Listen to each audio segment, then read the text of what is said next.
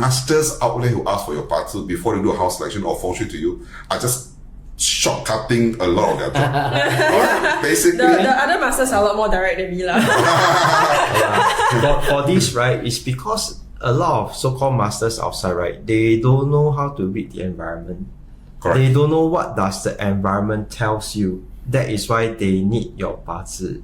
Correct. And to be very honest, right, I always tell people Feng Shui is about geography, it's about environment. That is why house selection is very important.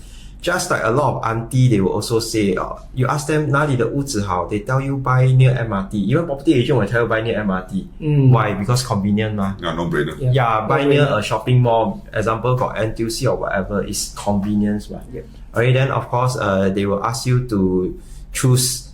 Of course, they don't choose based on Feng Shui lah. They choose based on convenience. And if you look closely, right, those houses, that are nearer to MRT, maybe price is also higher.